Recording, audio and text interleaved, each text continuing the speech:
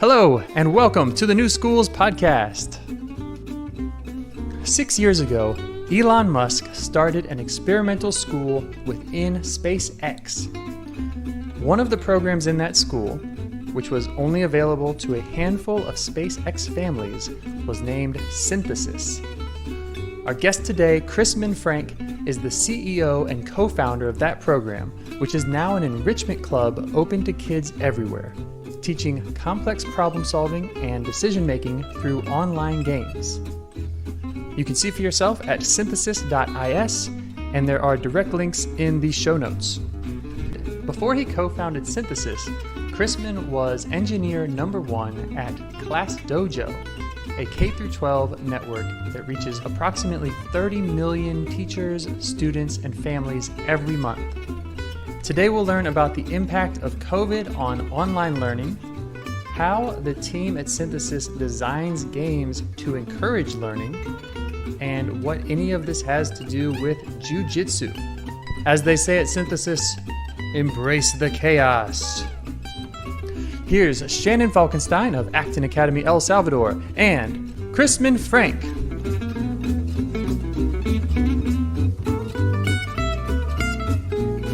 Hello, Chrisman Frank, and welcome to the New Schools Podcast. Thank you so much for being on with us today. I can't wait for you to share all about Synthesis School with our audience. Yeah, thanks so much for having me. Excellent. So always ask first, what is your personal favorite thing about working with young learners? Oh my gosh. I don't know. I guess this is kind of like oddly abstract. But it's like if you get to someone when they're young, they just have so much room in front of them. I always think this when I discover new ideas. Like I've discovered like new ideas that I think are sort of critically, like foundationally important in my 30s. And it's exciting to get that little missing piece of reality, but you're also like, oh, like I just should have gotten this in early. I'll give you one example. Like I read How to Win Friends and Influence People when I was like 18. I was in college because I was just like really shy. I had a really tough time in social situations. And I read that book and it was like, oh, okay, I just figured out the rules and then I could handle situations like much better. And it's like, yeah, someone just should have told me that when I was like 7. Right? Really basic stuff. And so like for me, it's like kind of like this abstract thing of like, you can get these, I had this realization when I was young, like the ideas are like the most powerful thing, like that your ideas that you have like make up your philosophy and like determine how you live your life. And so that's really interesting. And it's just like a great, responsibility and privilege to kind of, think about what are the ideas that are really important that you want to get to these kids when they're young so that they kind of have a whole lifetime to, live them out. So that's it for me. What is it for you?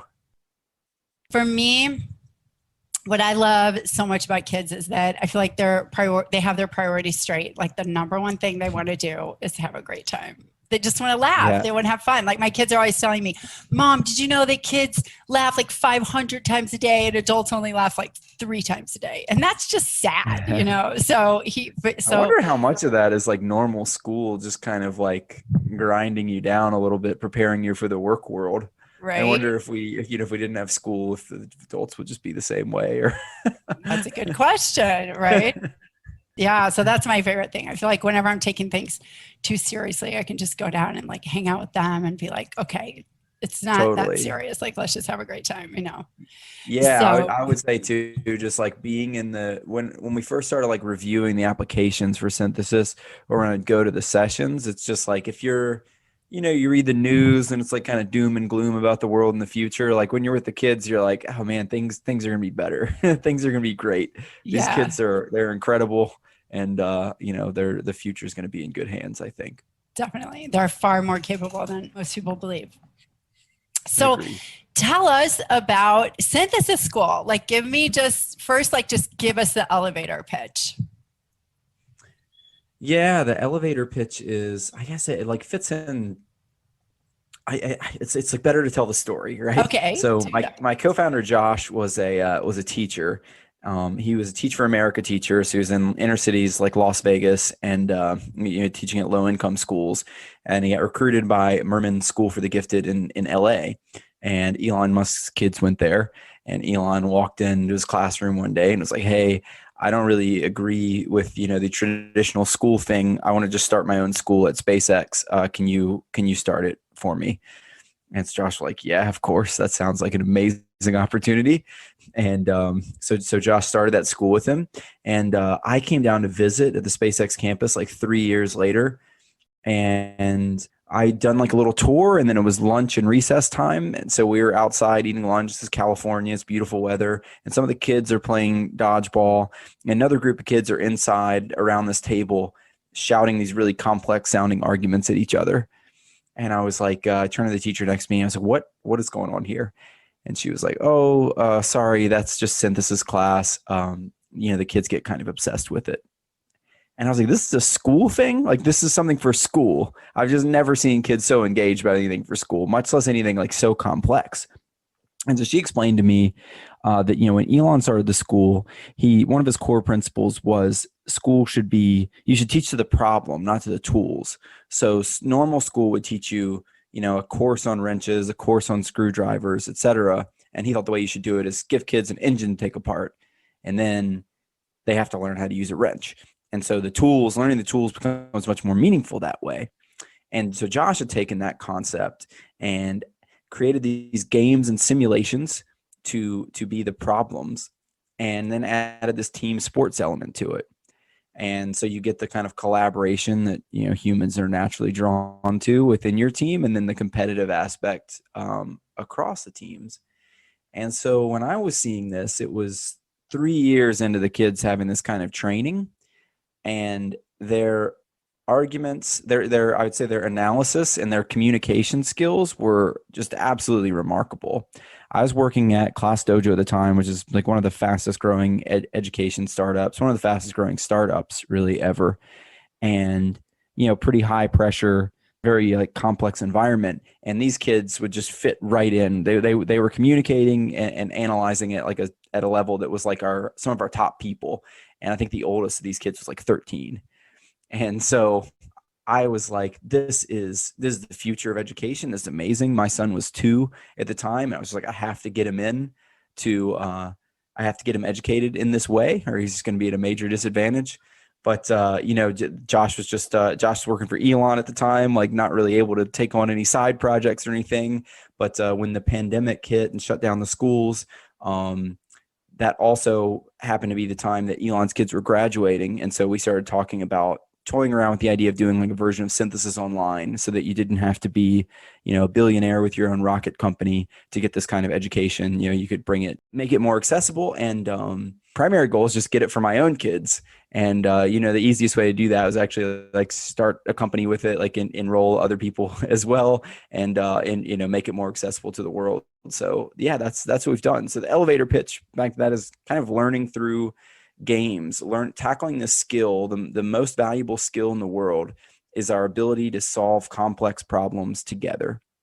It's the most valuable for the individual, and those are the best jobs, the best careers, and it's the most valuable for the civilization. So Elon is kind of like the poster boy for this, right? He's the richest guy, and he's arguably done more for civilization than anyone else alive. And so that's the skill that we're trying to confer. And the beauty of it is it's done through games. And so the kids are really engaged with it. It's fun. And there's this element, the team sports element means you just keep driving further and further. It's not like the kids are doing it to get a grade, right? They're not like, okay, that's good enough, we'll get a B. Like, no, they want to win. And so their skills just kind of keep spiraling upward. And that's what I saw when I went to the school, was just like, wow, the level that they get to in a few short years of doing this is incredible. And so I was just super passionate about that, and really, decided I was going to just work with Josh however I could to get his ideas out into the world. That's a great story. Thank you for telling us about that and how it all came about.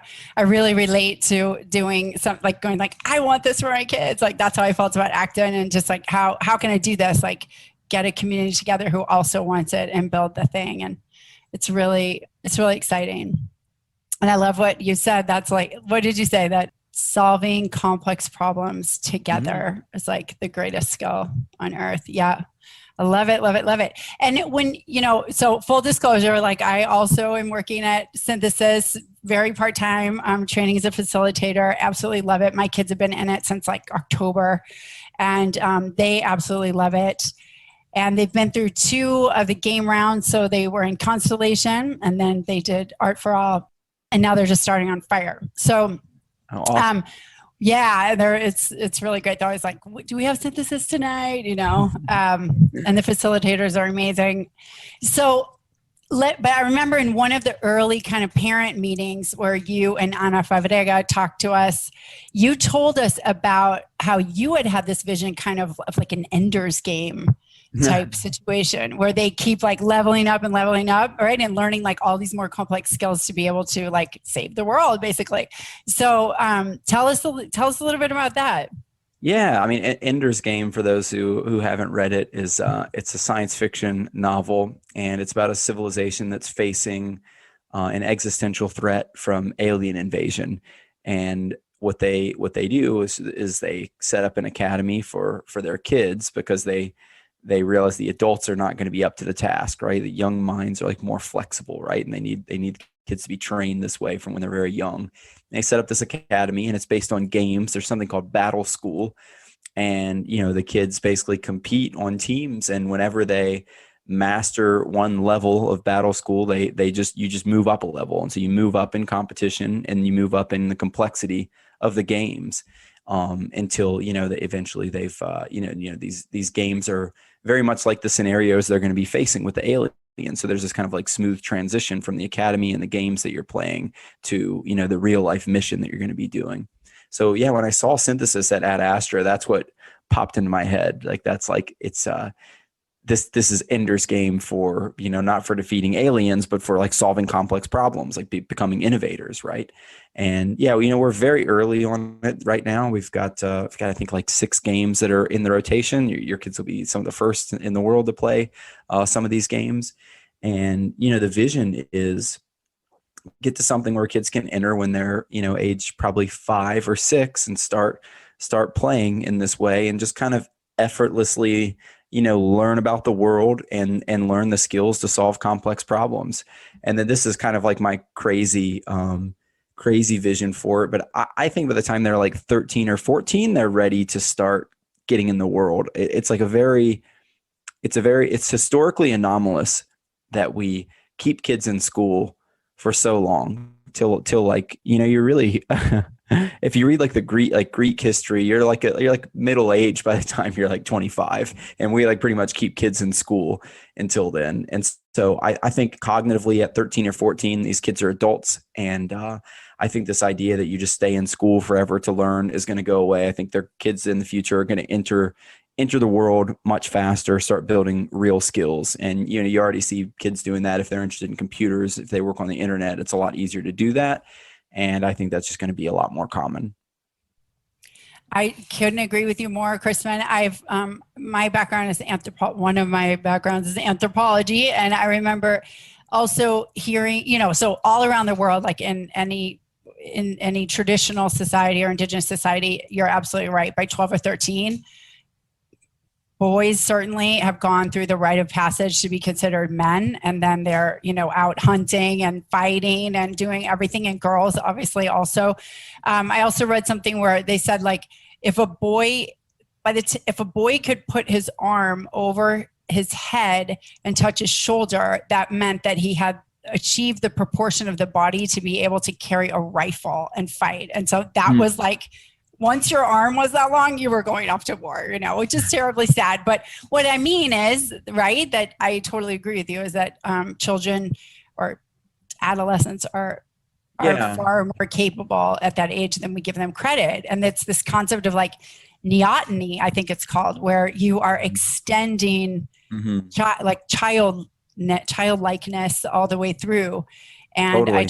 I don't think it's serving us, I think definitely not. University is also a continuation of that in many ways. If you don't know why you're going, you can just be kind of extending your time of not specializing or not like deciding what you're going to do. Absolutely. Yeah. I think that's true. And then there's also a really sort of terrible thing that happens when you stay in school that long is you start confusing the map for the territory. Right. And so people who do a lot of school, there's sort of an academic, there's an academic version of problems that's not real, right? If you think of like the math problems, like the word problems you get in school, they're often kind of contrived and simplified. And that's not great because it gives you the illusion that you have an understanding of the world that you don't really have. And I think all kinds of problems come from that. There's a great documentary about the Vietnam War that I watched where, one of the challenges there was they had these guys that were like from Harvard and they were these super geniuses managing the war effort. And they thought they could kind of plan it out on paper and everything would work out, and they were wrong. And they just kept like pouring more resources into this problem. And, I'm not sure about the details of that exact story enough to say whether that's true or not, but it's something that you see pretty often when, people have these academic credentials. They often just like, they're not in touch with the real world. I think anyone who's been a teacher in the system knows this, right? Because teachers that are in the system, you always have kind of like egghead consultants coming up with ideas and pushing them down into situations that are very different on the ground than they would seem like in a textbook. And so I think that's like, this is one of the ways that the education system just perpetrates great evil unintentionally. It's like a noble goal to enrich people's minds, but when you separate it from contact with the ground, you often have these terrible unintended consequences. Yeah, absolutely. I agree with you. And speaking of that, I want to go a little bit into the game design, but first of all, I want to kind of amplify what you're saying there, extend it, is that what do you kind of think about K through 12 and higher ed and how technology's impacting that, COVID's impacting that, just the way that like economics of the world and the way that jobs are going to affect that. What's your kind of prediction of what's going to happen there? I think in the long run, every kind of cognitive skill is going to move to the internet. So I think if you're like a local school, then you want to focus on things that can only be done in person, because anything that can plausibly be done on the internet is going to be done better on the internet, just because in synthesis we call them OODA loops, right? So your ability to act and get feedback and adjust and iteratively improve is just so much faster on the internet. And so for my kids, it's like I think I'm just not going to bother with like the school of like teaching them math and how to read and even like computer science. Of course, it's like these things are just going to be learned on the internet. And so I think there could be something really interesting where we sort of have a return to childhood, where you can kind of set up physical spaces for kids that are more playgrounds or more exploratory, and don't worry about the like sitting in the desk. They can learn what they need on the internet. And I think that's in the long run, I'm almost certain that's going to happen. I think you're seeing that more and more now. I get a chance in my job to speak with a lot of people who have kind of unlimited means to do whatever they want for their kids. And this is the people who have unlimited means, like that's the way that they're thinking about it. There's just a separation of the physical in-person space from the cognitive.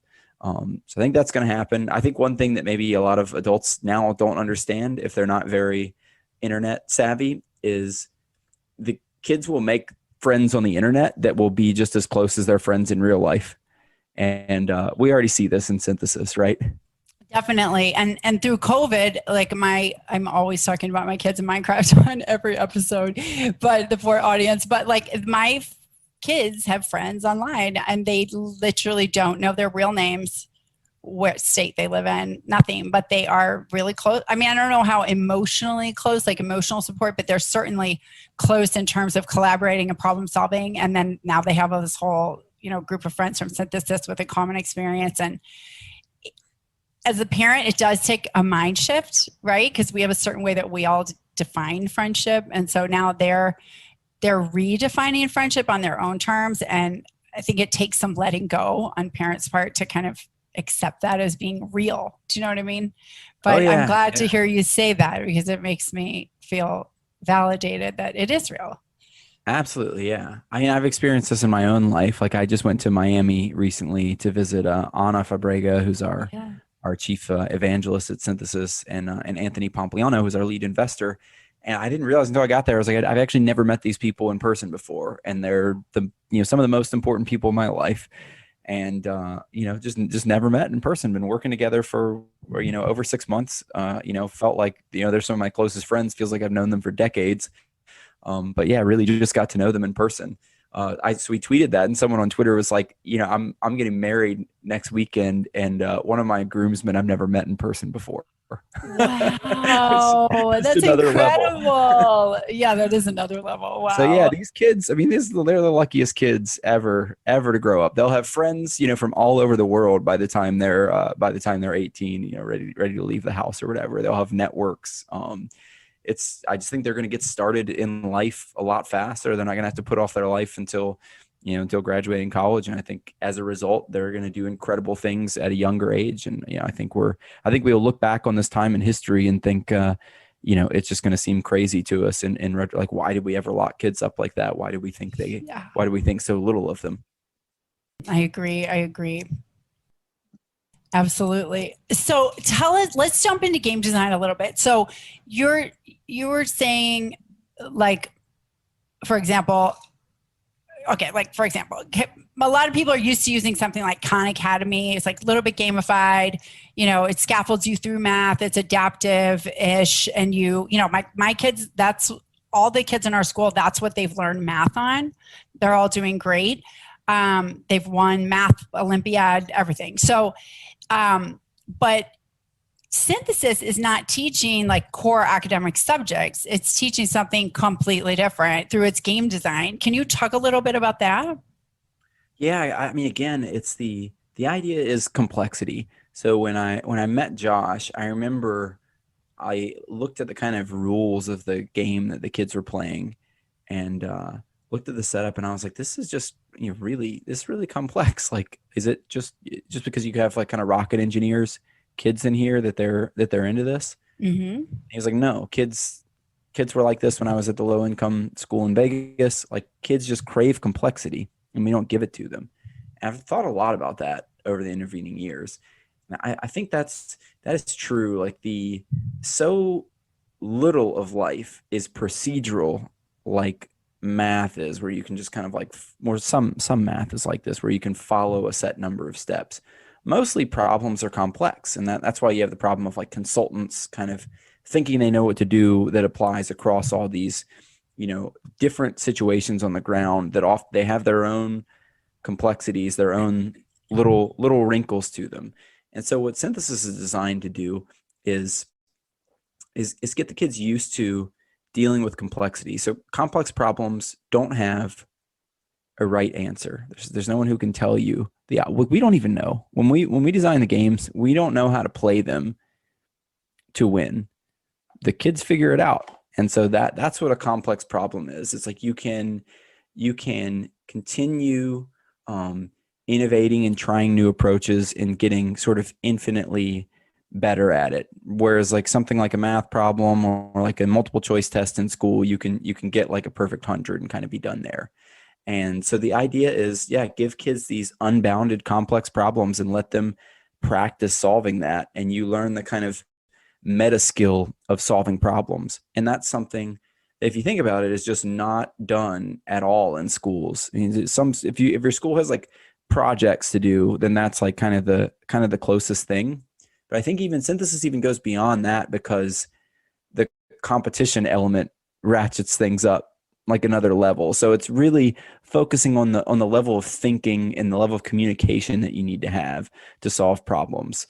The competition is helpful there, because if you do like a creative project, it's kind of like anything could be, any answer could be correct, right? Whereas when you have the competition, you might think that you have this really great strategy and this really great thinking, but then you get smashed by the other team and you have to go back and be like, oh, okay, what happened there? And that can be tough, especially because we get a lot of kids from like the quote unquote gifted community, and they're just used to getting everything right and succeeding at school. And the first time they get smashed, they're like, it's shattering. like, oh my gosh, I'm not as smart as I thought I was. But I would argue that's a really great thing to happen to you at a young age, because you can just start dropping the ego that's associated with being good at school and get to like actually improving your thinking, which is an extremely important thing to do, and something all of us are going to have to do throughout our lives. Like, I'm 37 and I'm not done finding holes in my game or like errors in my thinking. So the sooner we can get kids on that idea, the better. Wow, I love so much of what you just said there. And when you say that kids crave complexity and that school doesn't give it to them, it makes my heart hurt. Like, it makes me feel ashamed. Do you know what I mean? That we as a society do that to them. It's like, it's a big waste of. It's the opposite of what most people think. Like, we tend to think, I see this everywhere with children, anything that's sort of designed for children. It's like, well, we try to make it as simple as possible. We dumb it down.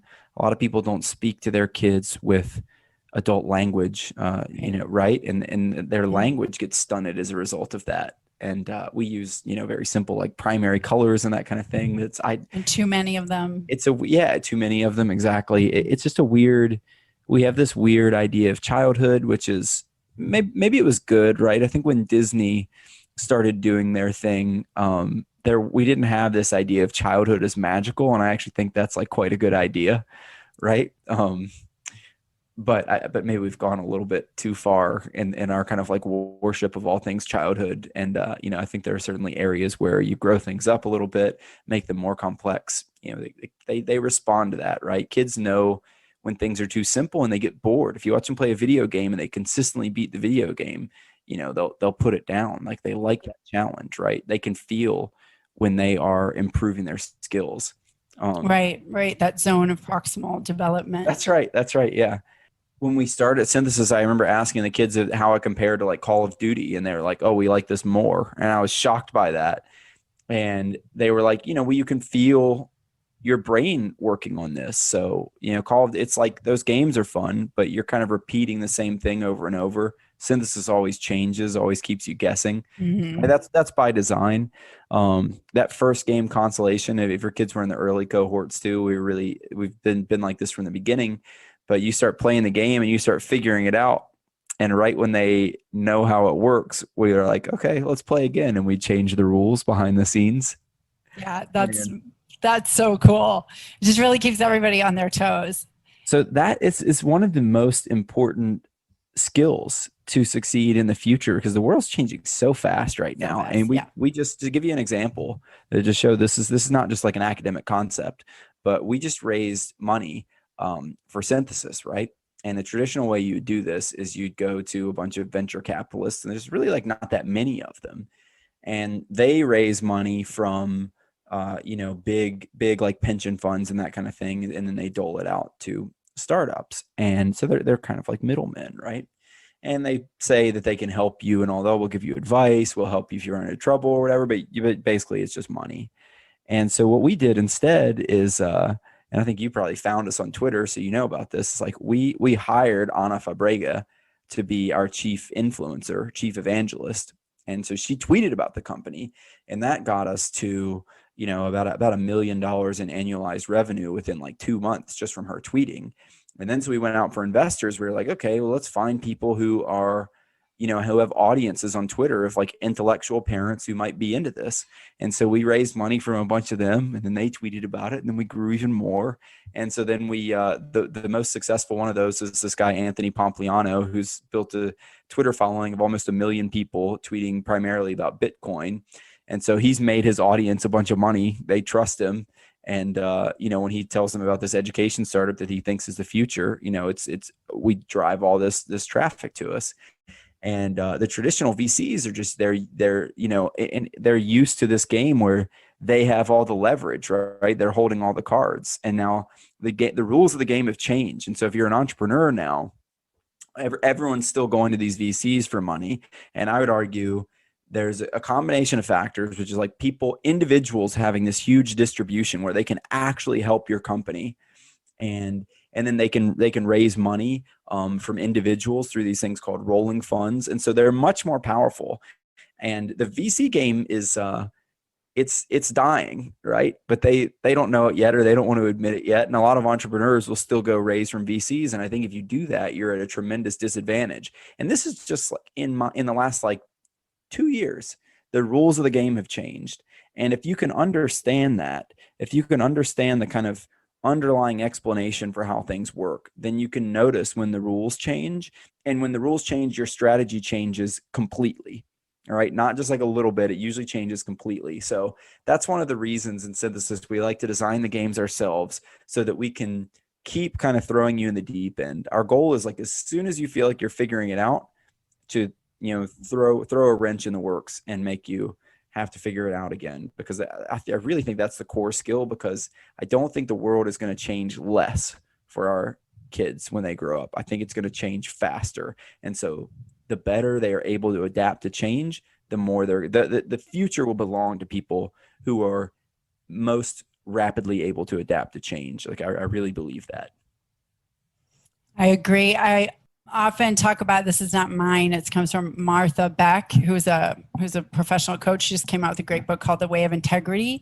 And she writes about the hero's journey a lot. And she makes a metaphor of like, and she's been talking about this for more than a decade, but that if you imagine like a tsunami, like that tsunami coming in, right, in Indonesia, and you see it just take out like everything that's fixed on the beach, and you can use that as a metaphor for like all the major institutions that we grew up with, right? The church, the school, the government, blah, blah.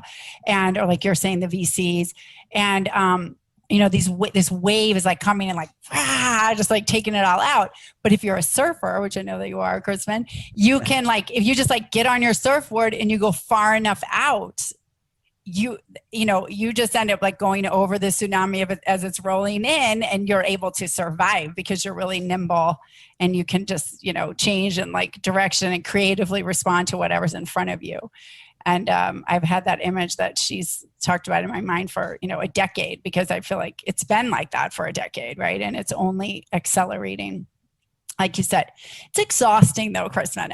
Are our kids going to just be constantly like insecure, like, oh, the next change is coming? I feel like it can be tiring.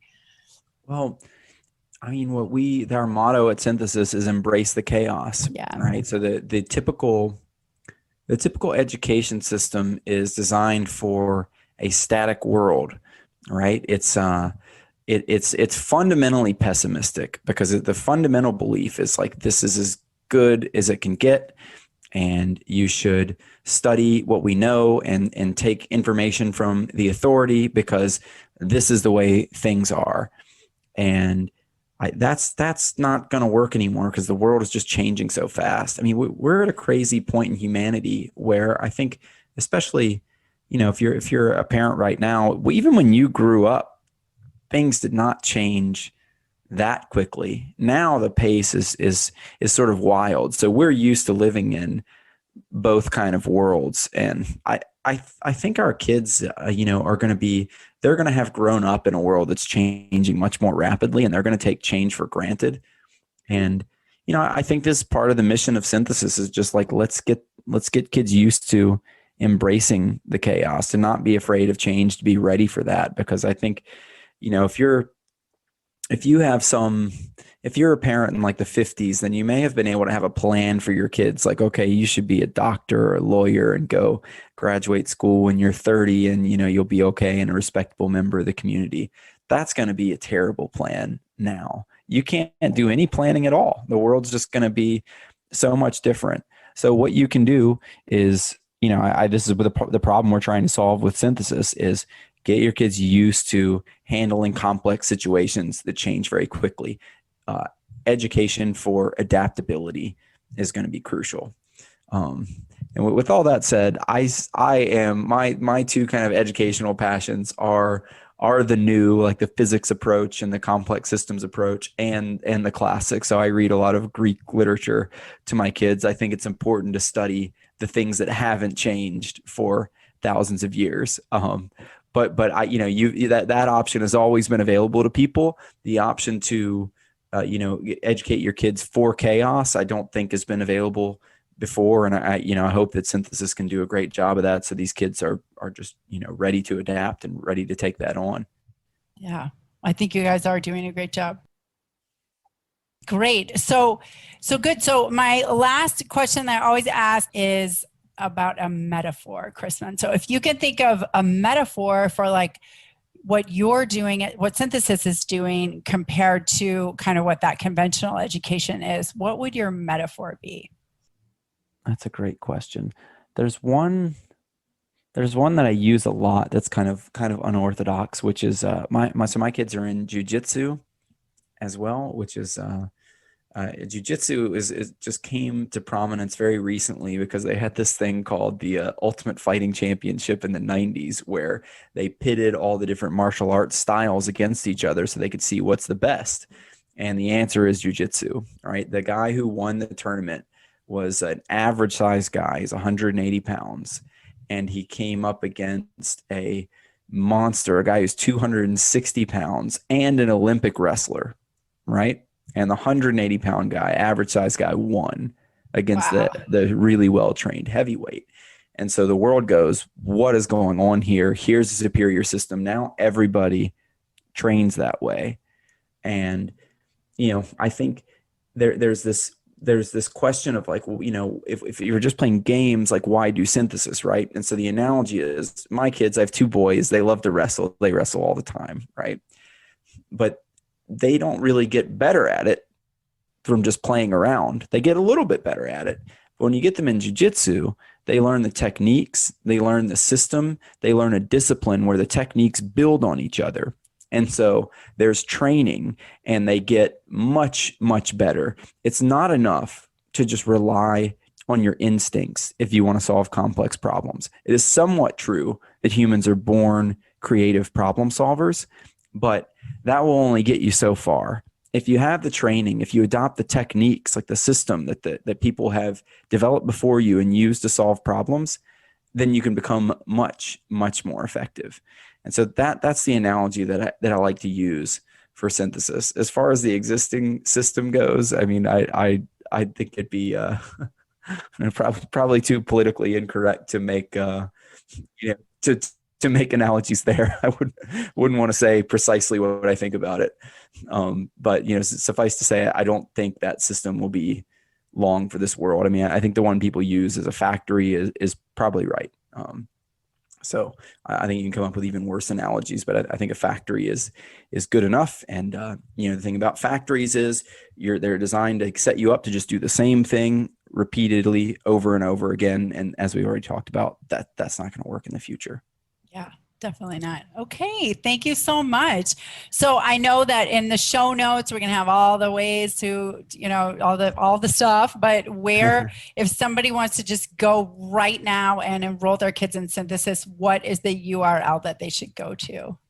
Yeah, go to synthesis.is. That's the website. Yeah. .is. Okay. And thank you so much for being an early customer and a facilitator. I mean, it's one of the craziest things here is just, you put this thing out in the world and then you attract people who are kind of willing it into existence, by being the first to sign their kids up for something new or the first to try this like new kind of way of teaching. And so thank you so much for that. Like it's, just very deeply grateful for you and the people who are, philosophically aligned with you and have joined us. So really appreciate it. Awesome, Chrisman. Yeah, it's been such a ride. I was like, as soon as I heard it, I was like, this is awesome. And like, we just started doing it. And it's great to watch it grow and to watch it change and to just see, I always love being a part of a startup too. So that's like really exciting. So that's awesome. Your kids will be OGs. We're working on some swag for the originals, the class of the 2020 cohort. So awesome. Yeah, we're taking a break for the summer because I just want to get them, like you said, like out in the woods. We're doing like what do you call it, sleepaway camp and going to the lake and everything. But so I'm like, I don't want you guys to lose your cohorts because I know that you were one of the first ones, just want to have those like bragging rights. So yeah, awesome. So yeah, thank you so much, Chrisman, for coming by. I'm sure the audience has learned a ton. You've got some really deep concepts there and some things that'll like blow out the brain to start thinking differently. So Really, really appreciate it. Well, yeah, thanks so much for having me.